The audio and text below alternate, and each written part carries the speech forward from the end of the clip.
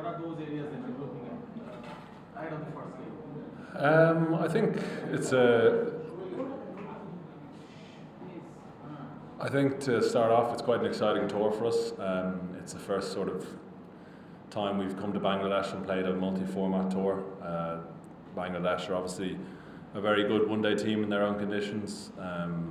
We've seen that over the last number of years they've beaten a lot of the best teams in the world here, so we just want to string 3 good performances together. We play them obviously in May in the Super League, so we just want to make sure that we play some good cricket.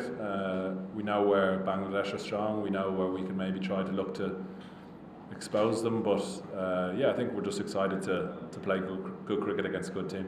This is the start of a pretty long one-day tour for you guys. You have 3 formats here, then 2 test matches in Sri Lanka as well. How do you want to start this? Like, does it have to be a winning start? And if you get a winning start, how important would that be for the one-day series? Yeah, well, it will put us 1-0 up, so that'll be a good start. But I think our message to the group over a number of years now has been performance, and that's the most important thing, and that's the thing that we're trying to improve on, is the way we play cricket. And if we win games, great. If we don't, that's fine as well, as long as we're all playing a certain way and we're enjoying our cricket. So we know how challenging the next couple of months is going to be. You know, it's a tough place to come for any team. You've just seen with the England series recently that you have to play pretty good cricket over here over a long time to win series and win games. So we're going to have to do that, and hopefully we can start that off tomorrow. Hello. As you said about the multi-formats, it's not often you get to play across formats. So what are the things you want to achieve from this whole tour? Not from the OAS, but the whole tour. What are the things you want to achieve and take forward from this? Yeah, it's certainly a very different tour for us. You know, to have the white pads in the bag is a bit different for us, but it's exciting at the same time. They're the tours you want to be involved in. You want to come to places like Bangladesh and test yourselves against some really, really good cricketers. It'll be a challenge for our group, no doubt, going from one day to T20 to test matches, but that's what you have to do at international cricket. That's what all the teams in the world do, and they do pretty well, and we've got to learn pretty quickly how to do that, and there's going to be no hiding place for us out here. We're going to have to sort of back ourselves and back each other as often as possible, no matter what the format is, and hopefully we can play some good cricket along the way. And looking at the Bangladesh bowling attack, I mean, they have very good spinners, but recently the fast bowlers also do well. Is that one area that you're also keeping an eye out for? Yeah, I think Bangladesh have kind of produced some really good seamers recently. They've realised that they're playing a lot of cricket around the world, and as good as their spinners are, they need some kind of good fast bowlers as well when you're going to places like Australia, South Africa, England, New Zealand, these sort of places. So they've produced a really good crop of seamers that are going to challenge us as well as the spinners. So that's why they've become such a good team, is that they have an all-round, you know, good seamers, spinners, all-rounders, good batters. But that's where we want to be. We want to be playing against these sort of teams regularly, and we have a chance to do that, and hopefully we can put in good performances and see where we go with that. Not a lot of ODI cricket was played here, but I mean, some of your players have played in the BPL, and they have some fair idea. Are they sharing whatever they know about Sylhet or playing on the likes here, or any other? Yeah, there hasn't been too much ODI cricket here in recent years, so I was fortunate to play here in the BPL. I think Curtis played here as well, so, and a number of our players have played here before in previous World Cups, T20s and stuff. So we have a fair bit of knowledge on the ground. That always helps when you come to places like this. It's slightly different in 50 over cricket, but generally under lights is a good time to bat as well, and there'll be a lot of factors, dew factor, that sort of thing. So that's part and parcel of playing abroad and playing in conditions like this, is you have to adapt pretty quickly to what you see, and make sure that you communicate that with the rest of the group as quick as possible. Andrew, wickets here are expected to be good for batters comparing to obviously Dhaka wicket. Do you think matches playing here in Sylhet can work in your favour? I hope so, yeah. I think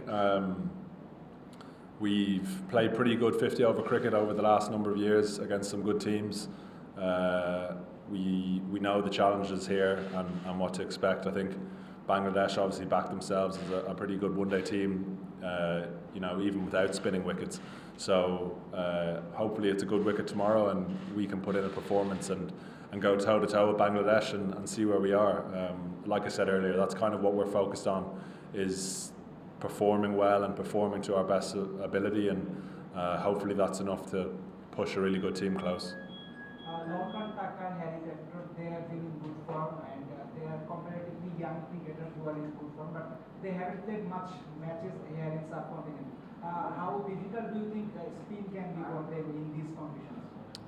Yeah, it's certainly an area we've worked on back at home before coming out here. We know that they will have a threat with spin, particularly when it comes to the test match as well. So I think what's good for us is that these young guys are really smart how they train. So I've no doubt that they've done their homework and done their prep to lead into a series like this and what we're going to expect. So we have a lot of guys who haven't played a lot of cricket in these conditions, but we're going to get a good look at them over the next couple of months here and Sri Lanka, and hopefully they can produce good cricket and help us win games. Bangladesh coach Chandrika Singh was here a few hours ago, and he said it will be dangerous if they take you lightly, and Bangladesh respect Irish same as England. How do you see his assessment to Ireland? Yeah, I think we've showed that on our day in both T20 and 50 over cricket that we can beat any team we play. The challenge is to make sure that we do that on a consistent basis and more regularly. That's the challenge as a captain, but as a playing group. These teams play probably more international cricket than we do, so they have that experience, and they have a number of guys who have played 100 plus ODIs. We don't have that. We have a couple of guys, but what we do have is a pretty exciting group that know how we want to play one-day cricket. Naturally our aim is to qualify for the World Cup in India. We still have a bit to do with that.